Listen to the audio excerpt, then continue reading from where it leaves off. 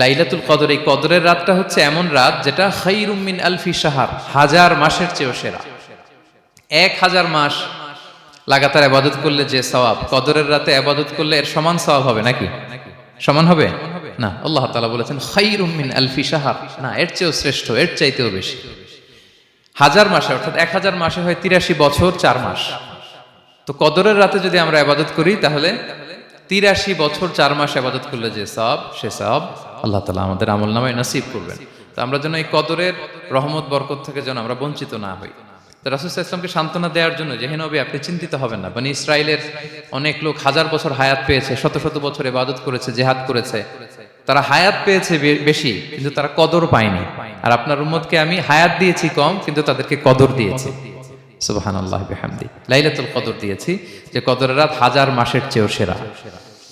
তো এই কদরের রাতকে আবার লাইলাতুল মুবারাকাও বলা হয়েছে। ইন্না আনজালনাহু ফি লাইলাতিন মুবারাকা, এটা বরকতময় রাত। ফিহা ইউফরাকু কুল্লু আমরিন হাকিম, সব বিজ্ঞচিত প্রাজ্ঞচিত বিষয়ের ফয়সালা হয়। এটা বেসিক্যালি একটা বাজেট রাত বলা যায়। এ রাতে আগামী 1 বছরে আমাদের কি ঘটবে না ঘটবে আল্লাহ তাআলা এটার বাজেট করেন, এটাকে রিভাইজ করেন। সো এই রাতটা অনেক গুরুত্বপূর্ণ। তো এই কদরের রাত, এটা কবে? এটা স্পেসিফিক ছিল, মানে সুনির্দিষ্ট ছিল। রাসূল সাল্লাল্লাহু আলাইহি ওয়াসাল্লাম আমাদেরকে জানাতে চেয়েছিলেন কবে, কিন্তু রাসূল সাল্লাল্লাহু আলাইহি ওয়াসাল্লাম জানাতে পারেননি। সহিহ বুখারীতে এসেছে যে রাসূল সাল্লাল্লাহু আলাইহি ওয়াসাল্লাম খারাজান নবী সাল্লাল্লাহু আলাইহি ওয়াসাল্লাম লিয়ুখবিরানা বিলাইলাতিল কদর। উবাদা ইবনে সামিত রাদিয়াল্লাহু তাআলা আনহু বলেন, রাসূল সাল্লাল্লাহু আলাইহি ওয়াসাল্লাম আমাদেরকে জানাতে বের হয়েছিলেন যে কবে কদরের রাতটা। ফাতালাহা রাজুলান মিনাল মুসলিমিন, হঠাৎ মুসলমানদের মধ্য থেকে দুইজন ঝগড়া লাগলো, তর্ক লাগলো আর কি। রাসূল সাল্লাল্লাহু আলাইহি ওয়াসাল্লাম হঠাৎ করে ওই ঝগড়ার দিকে খেয়াল করলেন, ওই দিকে খেয়াল করে ওই তারিখটার কথা তিনি ভুলে গেলেন। ফারুফিআত, রাসূল সাল্লাল্লাহু আলাইহি ওয়াসাল্লাম বললেন, আমার হৃদয় থেকে, অন্তঃকরণ থেকে এটাকে উঠিয়ে নেওয়া হবে। এখন আমি মনেই করতে পারছি না এটা কি 23 না 25 না 27 না 29, আমি মনে করতে পারছি না। এজন্য রাসূল সাল্লাল্লাহু আলাইহি ওয়াসাল্লাম বলেছেন যে তবে আমি এতটুকু মনে করতে পারছি, ফালতামিসুহা ফিল আশরিল আওয়াখিরি ফিল বিত্রি, রমাদানের শেষ দশকের বেজর রাত্রিগুলোতে তোমরা কদর তালাশ করো। বেজর রাতে যদি তোমরা কদর তালাশ করো তাহলে এই কদর সুনিশ্চিতভাবে তোমরা পাবে। তো এই জন্য স্কলাররা সবসময় বলেন যে লাস্ট 10 days অফ রমাদান খুব গুরুত্বপূর্ণ, সবচাইতে the cream time of Ramadan. I repeat, এটা রমাদানের একেবারে মাহেন্দ্রক্ষণ। এই 10 দিনের যে কোনো 10 রাতের যে কোনো রাত কদর হয়ে যেতে পারে, বিশেষ করে অড নাইটস গুলো 21, 23, 25, 27 এবং 29, যে কোনো দিন হয়ে যেতে পারে কদর। সো বুদ্ধিমানের কাজ হচ্ছে আমরা যেন রমাদানের শেষ 10 রাতে লাগাতার একইভাবে একই স্পিডে আমরা যেন ইবাদত করি। কোনো রাতে বেশি করলাম, হয়তো 27-এর রাতে আমি খুব ভাব গাম্ভীর্য নিয়ে, খুব আবেগ নিয়ে ইবাদত করলাম, কিন্তু হয়ে যেতে পারে যে এবছর কদর ছিল 25-এর রাত, হতে পারে না? পারে। তো আমরা তো মিস করে ফেললাম। তো আমরা যেন মিস না করি। বুদ্ধিমানের কাজ হবে সমান তালে ইবাদত করা। এবং এটা এত গুরুত্বপূর্ণ, রাসূল সাল্লাল্লাহু আলাইহি ওয়াসাল্লাম এত এমফাসাইজ করে কোনো রাতের কথা বলেনি। আরবি মাস অনুযায়ী 354টা রাতের মধ্যে সবচাইতে শ্রেষ্ঠ রাত, সবচাইতে শ্রেষ্ঠ রাত সূর্য ডোবার পর থেকে হাত্তা মাতলাইল ফাজর, ফজরের সূচনা লগ্ন পর্যন্ত শান্তিময় এ রাত, বরকতের এ রাত। রাসূল সাল্লাল্লাহু আলাইহি ওয়াসাল্লাম বলেছেন, মান হুরিমা খায়রাহা ফাকাদ হুরিম, যে কদরের বরকত থেকে, খায়ের থেকে বঞ্চিত হলো সে আসলেই বঞ্চিত। হি ইজ দ্য লুজার, সে হতভাগা, সে পোড়া কপাল, সে বঞ্চিত। মান হুরিমা খায়রাহা ফাকাদ হুরিম, যে কদর পেল না সে হতভাগা। এখন আমরা কি হতভাগা হতে চাই? আমরা তো শুরুতে অনেক হোপফুল ছিলাম, এত এত ব্লেসিংস, এত এত বরকত, রহমতের ফলগুধারায় আমরা প্লাবিত হচ্ছি রমাদানে। তা আমরা তো হতভাগা হতে চাই না। তা আমরা যেন এই শেষ 10 দিন এক তালে আন্তরিকতার সাথে ঈমান ও ইহতিসাবা আমরা যেন ইবাদত করি। সম্মানিত ভাই এবং বোনেরা, তাহলে আমরা সৌভাগ্যশীলদের অন্তর্ভুক্ত হতে চাই, হতভাগা হতে চাই না। আমরা এবার একটু শুনবো যে রাসূলুল্লাহ সাল্লাল্লাহু আলাইহি ওয়াসাল্লাম কদরের রাতগুলোতে কি কি ইবাদত করতেন। আমি খুঁজে 5টা আমলের কথা পেয়েছি বিশেষভাবে, কমন যে আমলগুলো সেগুলো তো ছিলই, বিশেষভাবে 5টা কাজ রাসূল সাল্লাল্লাহু আলাইহি ওয়াসাল্লাম এই কদরের রাতে করতেন। 1 নম্বর কাজ হচ্ছে তিনি সারা রাত জেগে ইবাদত করতেন এবং পরিবারের লোকদেরকে ঘুমোতে দিতেন না, উঠিয়ে দিতেন। বছরের অন্য কোনো সময়ে সারা রাত জেগে ইবাদত করার কোনো নজির রাসূল সাল্লাল্লাহু আলাইহি ওয়াসাল্লামের জীবনে ছিল না। সব রাতে ঘুমাতেন। আমি জোহর বারুতে একটা কনভেনশনে the daily routine of prophet সাল্লাল্লাহু আলাইহি ওয়াসাল্লাম একটা আলোচনা করেছিলাম, যেখানে রাসূল সাল্লাল্লাহু আলাইহি ওয়াসাল্লামের দৈনন্দিন জীবনের রুটিন আলোচনা করেছিলাম। সেখানে আমরা বলেছি যে রাসূল সাল্লাল্লাহু আলাইহি ওয়াসাল্লামের দৈনন্দিন অভ্যেস ছিল তিনি এশার পরেই তাড়াতাড়ি ঘুমিয়ে পড়তেন। আর মিড নাইটে উঠতেন। রাসূল সাল্লাল্লাহু আলাইহি ইসলামের কর্মদিবস শুরু হতো মিড নাইটে, আমাদের তো সকালে আরো অনেক পরে শুরু হয়। রাসূল সাল্লাল্লাহু আলাইহি ইসলামের কর্মদিবস শুরু হতো বেসিক্যালি মিড নাইটে। এশার পরে কথাবার্তা না বলে আগে ঘুমোতে যেতেন, মিড নাইটে উঠতেন, কিন্তু ঘুমাতেন, ঘুম ছাড়া রাত কাটাতেন না। সারা বছরের এটা ছিল যে এশার পর পরে ঘুমোতে যেতেন, except the last 10 days of Ramadan. রমাদানের শেষ 10 রাতে রাসূল সাল্লাল্লাহু আলাইহি ওয়াসাল্লাম ঘুমাতেন না। এই 10 দিনের ব্যাপারেই পাওয়া যায় সারা রাত জেগে তিনি ইবাদত করতেন। আম্মা জান আয়েশা রাদিয়াল্লাহু তাআলা আনহা বলেন, ইযা দাখালাল আশরু আহিয়াল লাইলা ওয়া আইকাযা আহলা ওয়া জাদ্দা ওয়া শাদ্দাল মিজার। রমাদানের শেষ দশক যখন আসতো, রাসূল সাল্লাল্লাহু আলাইহি ওয়াসাল্লাম সারা রাত জেগে ইবাদত করতেন। পরিবারের সদস্যদেরকে জাগিয়ে তুলতেন, স্ত্রীদের ঘুমাতে দিতেন না, জাগিয়ে তুলতেন। ফাতেমা রাদিয়াল্লাহু তাআলা আনহার ঘর পাশেই ছিল, তাদেরকে যে জাগাতেন এবং নিজে সারা রাত ইবাদত করতেনই। জাদ্দা ওয়া শাদ্দাল মিজার, খুবই বলিষ্ঠ ভাবে, খুব মজবুত ভাবে কোমরে গামছা বেঁধে নামার একটা এক্সপ্রেশন এখানে দেয়া হয়েছে। মিজার, ইজহার মানে হচ্ছে বাংলা করলে হয় লুঙ্গি। লুঙ্গি আমরা যখন খুব শক্ত কোনো কাজ করতে যাই তখন তারা কি করে, খুব টাইট করে লুঙ্গিটা বাঁধে। তার মানে বোঝানো হচ্ছে রাসূল সাল্লাল্লাহু আলাইহি ওয়াসাল্লাম কোমরে ভালো করে লুঙ্গি বেঁধে বা গামছা বেঁধে আটকাট বেঁধে নামতেন শেষ 10 দিনের জন্য। এই সময় তিনি মানে কাউকে কেমন যেন চিনতেন না, সবসময় ইবাদতে মগ্ন থাকতেন। এটা আমরা করতে পারি যে শেষ 10 দিনে, আর যেহেতু 3 দিন বাকি, আমরা একটা স্পেশাল প্ল্যান করতে পারি যে আমরা আমাদের সর্বোচ্চটুকু উজাড় করে দিয়ে লাস্ট 10 days অফ রমাদানের এই বরকত আমরা হাসিল করব, এটা যেন আমাদের মিস না হয়। তাহলে এটা আমরা একটা পেলাম। 2 নাম্বার হচ্ছে ইতিকাফ করা। রাসূলুল্লাহ সাল্লাল্লাহু আলাইহি ওয়াসাল্লাম রমাদানের শেষ 10 দিন ইতিকাফ করতেন। আমাদের আয়েশা রাদিয়াল্লাহু তাআলা আনহা বলেন, কানা ইয়াতাকিফুল আশরাল আওয়াখির মিন রমাদান। রমাদানের শেষ দশকে তিনি ইতিকাফ করতেন। হাত্তা তাওয়াফাহুল্লাহ, ওনার ইন্তেকালের আগ পর্যন্ত এই অভ্যাসটাই তিনি জারি রেখেছেন। সুম্মা আতাকাফা আজওয়াজুহু মিন বাদে, তারপরে ওনার স্ত্রীরা ইতিকাফ করেছেন। আরেক বর্ণনায় এসেছে ইয়াতাকিফু কুল্লা রমাদান 10 আইয়াম, প্রতি রমাদানে তিনি 10 দিন ইতিকাফ করেছেন। কিন্তু যেই বছর তিনি ইন্তেকাল করবেন সে বছর তিনি 20 দিন ইতিকাফ করেছিলেন। প্রতি রমাদানে 10 দিন, আর যে বছর ইন্তেকাল করবেন সে বছর কয় দিন? 20 দিন তিনি ইতিকাফ করেছিলেন মসজিদে নববীতে। তাহলে আমরা এই রমাদানের শেষ দশকে এটা করতে পারি। 2 নম্বর পয়েন্ট হচ্ছে ইতিকাফ করা। যারা আমরা করিনি তারা আমরা ইতিকাফ করতে পারি। আমাদের আইআইএম এর মসজিদ এটা ইতিকাফের জন্য একটা উর্বর জায়গা। আমরা যখন এই ক্যাম্পাসে ছিলাম তখন দেখেছি যে এখানকার ইতিকাফের পরিবেশ যে এত সুন্দর, এটা কল্পনাই করা যায় না। অসাধারণ পরিবেশ। আপনি যদি ইতিকাফ নাও করেন, রাত 2টা বা 3টার দিকে সেন্ট্রাল মস্কে এসে বসে থাকলেও হবে। রাত 2টা 3টার দিকে এসে বসে থাকলে দেখবেন যে কেউ সেজদায় পড়ে কান্না করতেছে, কেউ হালাকা করতেছে, কেউ তাসবিহ পড়তেছে, কেউ কোরআন তেলাওয়াত করতেছে। মানে এত সুন্দর পরিবেশ, ওটা দেখলেই আপনার ইবাদত করতে মন চাইবে। তো আমরা যেন ইতিকাফ করার চেষ্টা করি। ইতিকাফ করতে না পারলে শেষ দশকের রাতগুলো যেন মসজিদে কাটানোর চেষ্টা করি, তা না পারলেও বাসায় যেন এই রাতগুলো আমরা মিস না করি। বিশেষ করে সেন্ট্রাল মস্কে তো অসাধারণ পরিবেশ, এটা হাইলি রেকমেন্ডেড। ইফ পসিবল আপনারা আসবেন, এখানে ইবাদতের চমৎকার পরিবেশ থাকে। 3 নাম্বার হচ্ছে রাসূল সাল্লাল্লাহু আলাইহি ওয়াসাল্লাম এবং জিবরাইল আলাইহিস সালাম যৌথভাবে কোরআন রিভিশন করতেন। খুব ইন্টারেস্টিং। সারা বছর যেটা নাজিল হতো, রমাদানে জিবরাইল আলাইহিস সালাম রাসূল সাল্লাল্লাহু আলাইহি ওয়াসাল্লামকে শোনাতেন, রাসূল সাল্লাল্লাহু আলাইহি ওয়াসাল্লাম আবার জিবরাইল আলাইহিস সালামকে শোনাতেন। সহিহ বুখারীর বর্ণনা, কানা জিবরিলু ইয়ালকাহু ফি কুল্লি লাইলাতিন মিন রমাদান ফায়ুদারিসুহুল কুরআন। প্রতি রমাদানের প্রতি রাতে এসে রাসূল সাল্লাল্লাহু আলাইহি ওয়াসাল্লামের সাথে কোরআন মুদারাসা করতেন। সহিহ মুসলিমের বর্ণনায়, আন্না জিবরিল কানা ইউআরিদুহু বিল কুরআন কুল্লা আমিন মাররা। প্রতি বছর রমাদানে একবার শোনাতেন বা শুনিয়েছেন, যে বছর তিনি ইন্তেকাল করবেন তিনি 2 বার শুনিয়েছিলেন। আরাদা ইউআরিদু মানে এটা ফ্রম বোথ সাইড। আরবি শব্দটা এমন যে জিবরাইল আলাইহিস সালাম শোনাতেন, এরপর রাসূল সাল্লাল্লাহু আলাইহি ওয়াসাল্লাম জিবরাইল আলাইহিস সালামকে শোনাতেন। কোরআন রিভিশন করা। তো এই শেষ দশকের রাতগুলোতে আমরা যেন বেশি বেশি কোরআন পড়ি। কোরআন তেলাওয়াত, কোরআনিক রিসাইটেশন হতে পারে, কোরআনের অর্থ পড়া হতে পারে, তাদাব্বুরে কোরআন হতে পারে, কোরআনের হালাকায় জয়েন করা হতে পারে। ইন ইটস এনি ফর্ম আমরা যেন কোরআনের সাথে অ্যাটাচমেন্টটা বাড়াই লাস্ট 10 days অফ রমাদানে। 4 নাম্বার কিয়ামুল লাইল করা। রাসূল সাল্লাল্লাহু আলাইহি ওয়াসাল্লাম কিয়ামুল লাইল করতেন এবং কিয়ামুল লাইল শব্দটাকে রাসূল সাল্লাল্লাহু আলাইহি ওয়াসাল্লাম কদরের সাথে জুড়ে দিয়েছেন।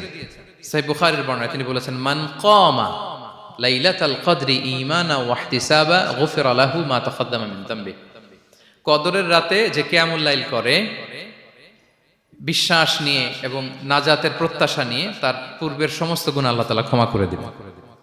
তাহলে কিয়ামুল লাইলটা রাসূল সাল্লাল্লাহু আলাইহি ওয়াসাল্লাম বিশেষভাবে কদরের রাতের সাথে সম্পৃক্ত করেছেন। আমরা যেন প্রতি রাতে কিয়ামুল লাইল করি, লম্বা সময় যেন দাঁড়িয়ে থাকি, লম্বা সময় কোরআনিক রেসাইটেশন করি দাঁড়িয়ে থেকে, লম্বা সময় রুকু, লম্বা সময় সিজদা, স্পেশালি সিজদা।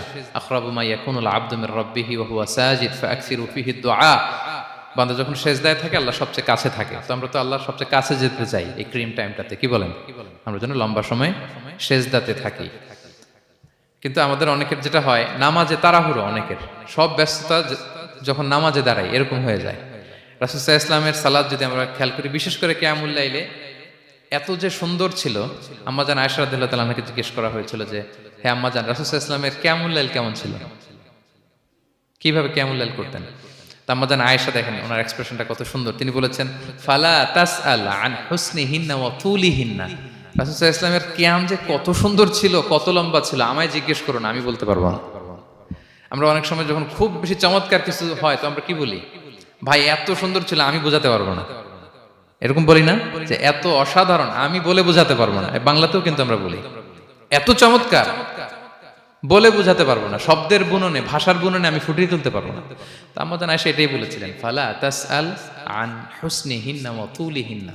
রাসূল সাল্লাল্লাহু আলাইহি ওয়াসাল্লামের রাতের নামাজ কিয়ামুল লাইল যে কত সুন্দর ছিল, কত দীর্ঘ ছিল, লম্বা ছিল, আমায় জিজ্ঞেস করো না, আমি বলে বোঝাতে পারবো না। সুবহানাল্লাহি ওয়া বিহামদিহি। আমরা যেন লম্বা সময় কিয়ামুল লাইল করি। আম্মাজান আয়েশা রাদিয়াল্লাহু তাআলা আনহা আরো বলেন, কানা ইয়াকুমু মিনাল লাইলি হাত্তা তাতাফাত্তারা কদামা। এত দীর্ঘ সময় দাঁড়িয়ে থাকতেন, থাকতে থাকতে ওনার পা ফুলে যেত, পা দুটো ফুলে যেত। আপনিও দীর্ঘ সময় দাঁড়িয়ে দেখেন যে পায়ে ঝিম ধরে যাবে, পা ফুলে যাবে, এটা করতেন রাসূল সাল্লাল্লাহু আলাইহি ওয়াসাল্লাম। তো আম্মাজান আয়েশা বলেন, ইয়া রাসূলুল্লাহ লিমা তাসনাউ হাযা ওয়া ক্বাদ গুফিরা লাকা মা তাকদ্দামা মিন যামবিকা মা তাআখার। আপনি এত কষ্ট কেন সহ্য করেন নিজের দেহের উপরে? আপনার তো আগের পরের সব গুনাহ মাফ। আদতে তো রাসূল সাল্লাল্লাহু আলাইহি ওয়াসাল্লামের গুনাহই নেই, তিনি নিষ্পাপ। এত কষ্ট কেন করেন? আপনার আগের পরের সবই তো মাফ করে দেয়া হয়েছে, কেন করেন? রাসূল সাল্লাল্লাহু আলাইহি ওয়াসাল্লাম উত্তর করেছেন, আফালা উহিব্বু আন আকুনা আবদান শাকুরা। আয়েশা, আমি কি শুকরগুজার বান্দা হতে পছন্দ করব না? আল্লাহ তাআলা আমাকে তার রহম এবং করমে সব মাফ করে দিয়েছেন, কিন্তু আমি কি শুকরগুজার হব না? আমি কি আমার রোলটা প্লে করব না? আমি কি নিজেকে সঁপে দেব না আল্লাহ তাআলার কাছে জায়নামাজে? তো এটা ছিল সংক্ষেপে রাসূল সাল্লাল্লাহু আলাইহি ওয়াসাল্লামের কিয়ামুল লাইলের ধরন। এভাবে তিনি দীর্ঘ সময় কিয়ামুল লাইল করতেন। আমরা যেন এটা করি। সেন্ট্রাল মস্কে কিয়ামুল লাইল এবছরও নিশ্চয়ই হচ্ছে, আমরা যেন অংশগ্রহণ করি। 5 নম্বরে রাসূল সাল্লাল্লাহু আলাইহি ওয়াসাল্লাম দোয়া করতেন। এই কদরের রাতগুলোতে খুব বেশি বেশি দোয়া করতেন। দোয়া নিয়ে আমরা একটা জুমার খুতবা দিয়েছিলাম, সেখানে আমরা বলেছিলাম যে দোয়া হতে হবে খুব আন্তরিক দোয়া, রোবোটিক দোয়া যেন না হয়। আপনার আবেগ, ভালোবাসা, মনের মাধুরী মিশিয়ে, চোখের পানি মিশিয়ে, অশ্রু সিক্ত করে এই দোয়াটা করতে হবে, তাহলে সে দোয়া আল্লাহর কাছে কবুল হবে। আমরা যেন আমাদের ভাব, আবেগ সব ঢেলে দিতে পারি আমাদের দোয়াতে, আমাদের সিজদায়, আমাদের কিয়ামুল লাইলে। এবং যে কোনো ভাষায় কোরআনিক দোয়াগুলো রেকমেন্ডেড, হাদিসের মাসুরগুলো রেকমেন্ডেড। তাছাড়া আপনার নিজের ভাষায় আপনার কি চাওয়া, আপনার কি আকাঙ্ক্ষা, আপনার মনের কষ্ট, যাতনা সবকিছু আপনি আল্লাহ তাআলার কাছে পেশ করুন। এবং আম্মাজান আয়েশা জিজ্ঞেস করেছিলেন, ইয়া রাসূলুল্লাহ, আমি যদি কদর পেয়ে যাই আমি কি বলবো এ রাতে? মা আদউ, কি দোয়া করব? রাসূল সাল্লাল্লাহু আলাইহি ওয়াসাল্লাম বললেন, তাকুলিন, আয়েশা তুমি বলবে, আল্লাহুম্মা ইন্নাকা আফুউন তুহিব্বুল আফওয়া ফাআফু আন্নী। আয়েশা তুমি যদি কদরের রাত পেয়ে যাও এটা বলবে, হে আল্লাহ আপনি ক্ষমাশীল, আল্লাহ আপনি ক্ষমাকে পছন্দ করেন, আল্লাহ তাই আপনি আমায় ক্ষমা করেন। হে আল্লাহ আপনি ক্ষমাশীল, আপনি ক্ষমাকে পছন্দ করেন, আল্লাহ আপনি আমাকে ক্ষমা করেন। এই দোয়াটা আমরা যেন বেশি বেশি করি। আমার সাথে সাথে সবাই একটু পড়ুন মেহেরবানি করে, আল্লাহুম্মা ইন্নাকা আফুউন তুহিব্বুল আফওয়া ফাআফু আন্নী। আল্লাহুম্মা ইন্নাকা আফুউন তুহিব্বুল আফওয়া ফাআফু আন্নী। হে আল্লাহ আপনি ক্ষমাশীল, আপনি ক্ষমা করাকে পছন্দ করেন, আল্লাহ আমাকে ক্ষমা করেন। আমরা আমাদের নিজেদের ভাষায় অনেক দোয়া করতে পারবো, কিন্তু রাসূল সাল্লাল্লাহু আলাইহি ওয়াসাল্লামের শেখানো দোয়াগুলো এটা হচ্ছে মানে very precise in wording but comprehensive in meaning. এটার অর্থ, এটার আবেদন এটা অনেক বেশি। আমি অনেক 10টা-20টা বাক্য বলে এত সুন্দর কথা মিলাতে পারবো না। রাসূল সাল্লাল্লাহু আলাইহি ওয়াসাল্লাম যেটা শিখিয়ে দিয়েছেন, আগে আল্লাহর প্রশংসা করলাম, আল্লাহ আপনি ক্ষমাশীল, আবারও প্রশংসা, আল্লাহ আপনি তো ক্ষমা করাকে পছন্দ করেন। যেটা আপনি পছন্দ করেন না ওইটা তো চাচ্ছি না, যেটা আপনার পছন্দ, যেটা আপনি করতে ভালোবাসেন, গাফিরিয যামবি ওয়া কাবিলিত তাওব, আপনি ক্ষমা করাকে পছন্দ করেন, তওবা কবুলকে আপনি পছন্দ করেন, তো সেটাই তো চাচ্ছি আপনার কাছে, আপনি আমার তওবা কবুল করুন, আল্লাহ আপনি আমাকে ক্ষমা করুন। সো এই দোয়াটা প্রত্যেক রাতে যেন আমরা বেশি বেশি করি সম্মানিত সুধী। এবং এই যে রিমাইন্ডারগুলো শুনলাম, এটা রমাদানের পরেও যেন আমরা অব্যাহত রাখি। আমরা নাম দিয়েছি যে gear up for a great Ramadan. আমাদের এবাদতের যে ধারাবাহিকতা, এই গতিটাকে আরেকটু গিয়ার আপ করা, আরেকটু পুশ করা নিজেকে, আরেকটু এক্সট্রা ড্রাইভ দেওয়া। এই শেষ মুহূর্তে মাত্র 13টি দিন আমাদের হাতে আছে, আমরা যেন আরেকটু ইফোর্ট দেই, আমরা যেন আরেকটু ড্রাইভ দেই, যাতে করে আমরা আল্লাহ তাআলার আরো নিকটবর্তী হতে পারি। এবং এই রমাদানে আমরা যা শিখলাম, যেটা করলাম, এটার ইম্প্যাক্ট যেন রমাদানের পরেও আমাদের মধ্যে থাকে। আমাদের অনেকের এটা হয় যে রমাদানে আবেগে অনেক আলোচনা শুনে, ক্ষমার মাস এটা জেনে এত আবাদত, রমাদান নাই আবাদতও নাই, এরকম হয়ে যায়। এটা যেন না হয়, বরং এটার একটা পরশ যেন আমাদের হোল দ্য ইয়ার লং থাকে। আরব শায়েখরা বলেন যে কুন রব্বানি লা তাকুন রমাদানি, রব্বানি হও, রমাদানি হও না। মানে রমাদান আসছে, তুমি রমাদান কেন্দ্রিক আবাদত নিয়ে অনেক উচ্ছ্বাস, কিন্তু রমাদান শেষ, আবাদত শেষ, এমনটা যেন না হয়। রমাদানের পরেও সে মেহেরবান আল্লাহ তাআলা কিন্তু আমাদের জন্য আছেন। তিনি প্রতি রাতে শেষ রাতে নেমে আসেন, এসে ডাকতে থাকেন, কার ক্ষমা লাগবে ক্ষমা চাও, ক্ষমা করব। কে বিপদে পড়েছো বলো, আমি উদ্ধার করব। তো তিনি আরশের উপর থেকে প্রথম আসমানে নেমে আসলেন দেওয়ার জন্য। আমি ঘুম থেকে জাগতে পারলাম না, নেয়ার জন্য। এটা হইলো? প্রাইম মিনিস্টার আনোয়ার ইব্রাহিম আমাকে একটা অ্যাওয়ার্ড দিবে, লেটস সে হোটেল ইন্টারকন্টিনেন্টাল, উনি এসে বসে আছে, বাট আমি যেতে পারিনি। এটা হয় না। আল্লাহ তাআলা প্রতি রাতে শেষ রাতে এসে বলেন কার কি লাগবে দাও। তিনি নেমে আসেন বা বিশেষ মনোনিবেশ করেন প্রথম আসমানে এসে, কিন্তু আমরা যে নিব সেই সময়টুকু আমাদের হয় না। আমরা এতটা গাফেল যেন না হই, আমরা যেন একটু পুশ করি। বড় কিছু পেতে হলে নিজেকে পুশ করতে হয়, এক্সট্রা একটা ড্রাইভ দিতে হয়। সম্মানিত শুধু 17টা দিন কি করলাম একটু রিভাইজ করি, যোগ বিয়োগ করি নিজের সাথে নিজে, যে প্ল্যানটা নিয়ে রমাদান শুরু করলাম ওইরকম কিয়ামুল লাইল করতে পারলাম কিনা, ওইরকম চ্যারিটি করতে পারলাম কিনা, রেসাইটেশন করতে পারলাম কিনা, একটু যেন নিজের সাথে নিজে বোঝাপড়া করি, একটু যেন রিভাইজ করি এবং নিজেকে যেন একটু পুশ করি। সম্মানিত শুধু এই ছিল সংক্ষিপ্ত আলোচনা। আমি 30 সেকেন্ডসে পুরো আলোচনাটা আবার একটু যারা পরে এসেছেন একটু রিভাইজ করে নেই।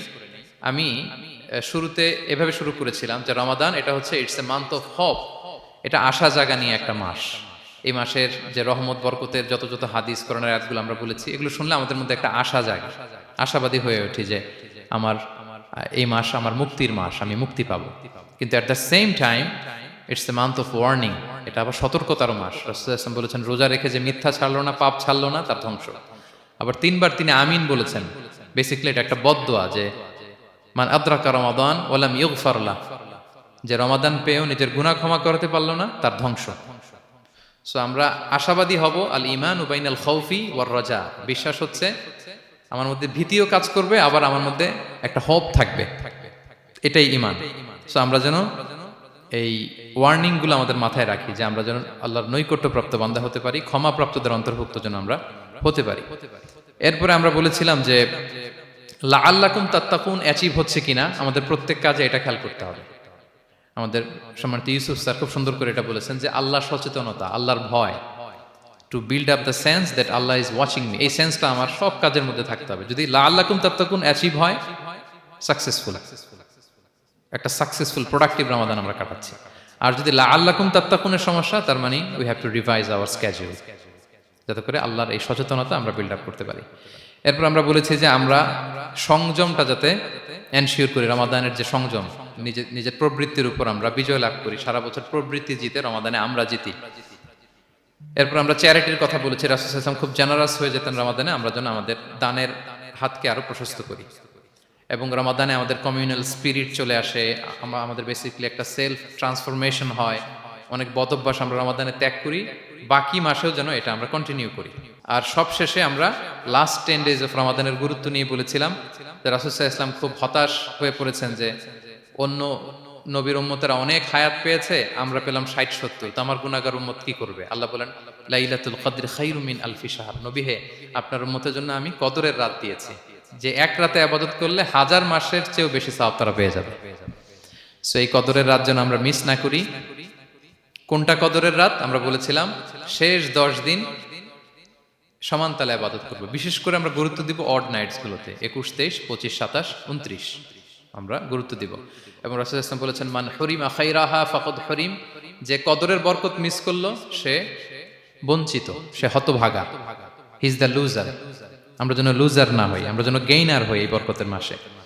এবং সব শেষে আমি বলেছিলাম রাসূল সাল্লাল্লাহু আলাইহি ওয়াসাল্লাম স্পেশালি 5টা আমল করতেন, সারা রাত জাগতেন, ফ্যামিলি মেম্বারসদের জাগিয়ে তুলতেন, উৎসাহিত করতেন এবং কোমরে গামছা বেঁধে নামতেন। এরকম ইবাদতের স্পৃহা অন্য কখনো রাসূল সাল্লাল্লাহু আলাইহি ওয়াসাল্লামের মধ্যে দেখা যেত না, যেমনটা শেষ দশকে তিনি করতেন। ইতিকাফ করতেন তিনি। আর ইতিকাফ করলে কদর মিস হওয়ার সম্ভাবনা নেই।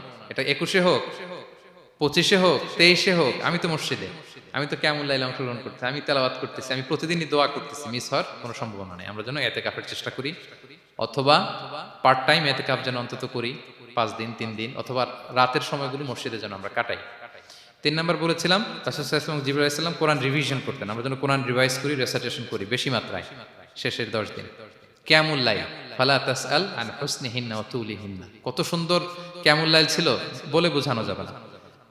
তো আমরা যেন এরকম দীর্ঘ সময় কিয়ামুল লাইল করি। আর সবশেষে বলেছিলাম দোয়া করা।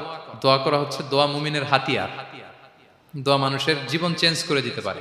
চাওয়ার মতো চাইলে আল্লাহ ফেরান না, আল্লাহ তো দেওয়ার জন্যই বসে আছেন। আমরা যেন কায়মনোবাক্যে আল্লাহ তাআলার কাছে চাই, অশ্রুসিক্ত নয়নে যেন আমরা চাই।